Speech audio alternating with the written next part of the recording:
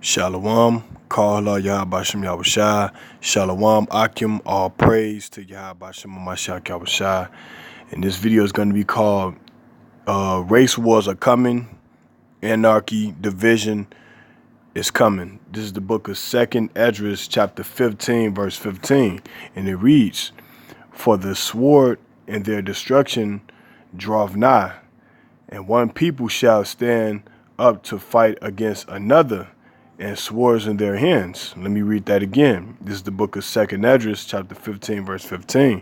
And it reads, For the sword and their destruction draweth nigh, and one people shall stand up to fight against another, and swords in their hands. And a sword is a killing instrument. It could be an actual sword. It could be a staff. It could be a gun or a knife, because those are our killing instruments. So let me get this video. Now, this week, there seems to be an abundance almost of protest and resistance around the globe. Why is it happening? And why is it getting, of course, so little attention? Because most people don't cover the news, at least not international news. Here, let me take you through some of these.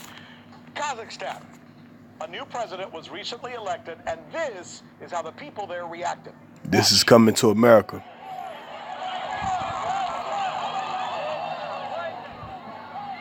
Mr. Tokayev won the election with 71% of the vote. And it's going to be way worse than this. On the streets, people seem to think he's too closely aligned to the ex-president, Nazarbayev. Y'all United States citizens will be hauled to them concentration camps. All right, next, let's go to Hong Kong. Put it up.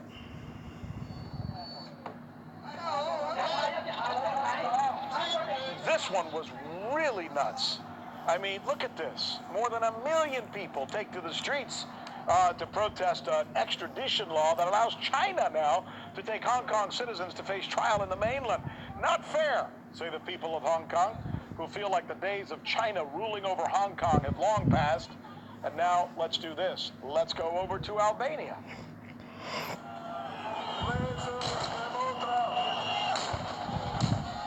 Can you believe this? I mean, all of this going on since Friday.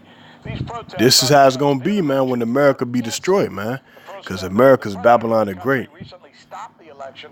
That hardly ever is going to. And let me get this scripture. Let me stop it real quick. This is the book of Jeremiah, chapter 18, verse 22. And it reads, Let a cry be heard from their houses, when thou shalt bring a troop suddenly upon them, for they have digged a pit to take me, and hide snares for my feet. So that's coming to America, man. Had to do it to ease the political tensions. Thousands of Albanians took to the streets. Look what they doing. Cocktails at the police. And now from Albania to Moldova. This is all coming to the United States. War, anarchy. Here seems, milder, maybe more peaceful nonetheless. Look at the number of people that take to the streets here. They were called after the pro-Russian president was stripped of his duties. Protesters have taken to the streets, but officially they say it could have been much worse. Still, authorities. And this is why they want to come with the one world government, the new world order, man, because they protesting, man. You know. President Maduro has reopened the border to Colombia. Thousands of people immediately, it's like they knew it was kind of come or something. Suddenly thousands of people started crossing the bridge. They're going over there to buy food, medicine, and other household items. Police tried to organize it as best they could so they could get through. Violence has not occurred, but the situation obviously remains. But they poor. U.S.-backed President Juan Guaido continues his claim, I should say, as the president of Venezuela. I know, it's confusing. Sounds like a perfect segment, doesn't it? All this going on in the world for John Jordan, who is, among many other things, as you know, a member of the Hoover Institution. All right.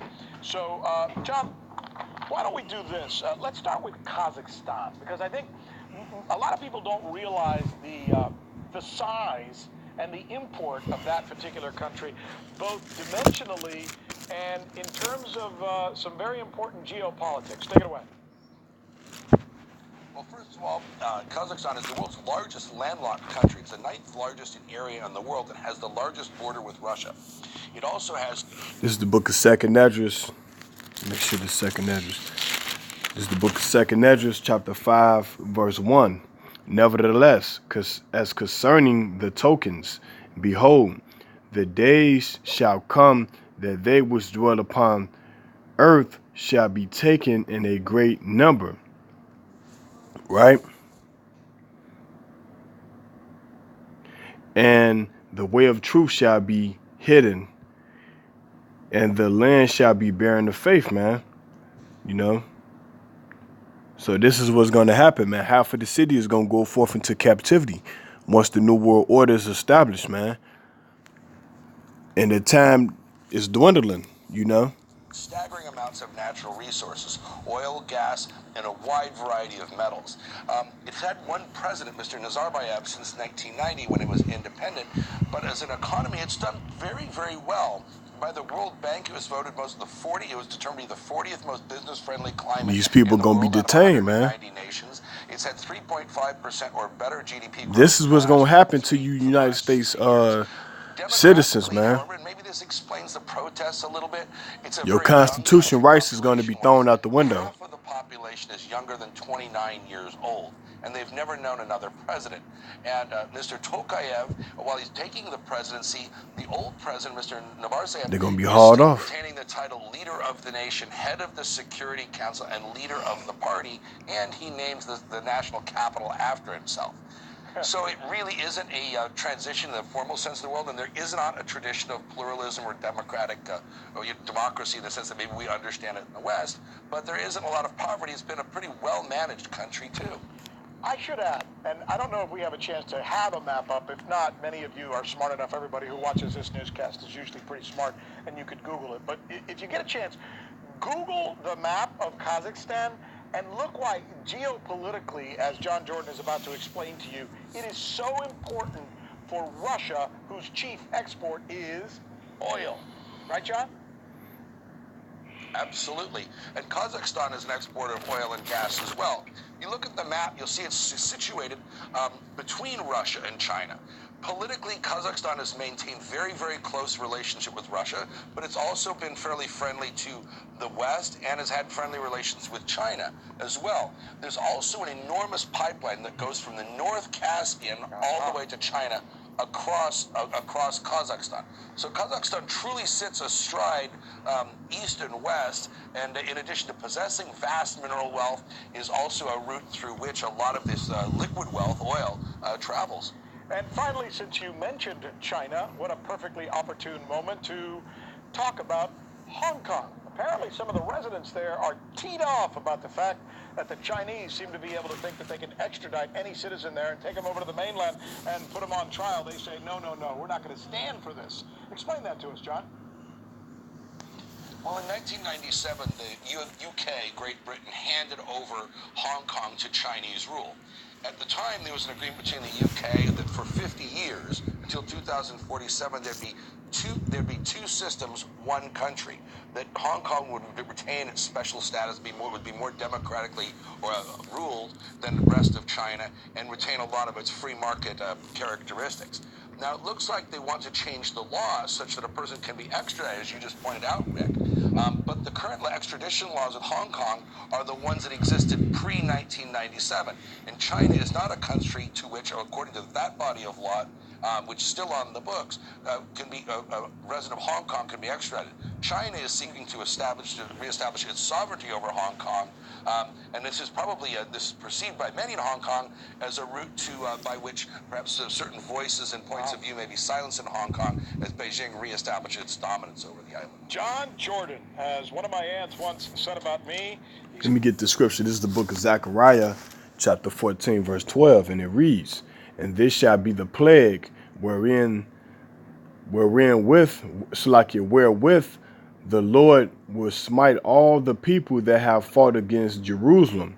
Their flesh shall consume away while they stand upon their feet." Right? It's saying, Salakia,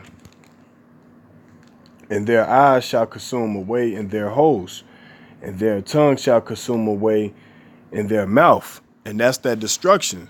So once the New World Order is established, this place is going down with thermonuclear missiles, man, through the spirit of Yahweh Hashem Yahushua.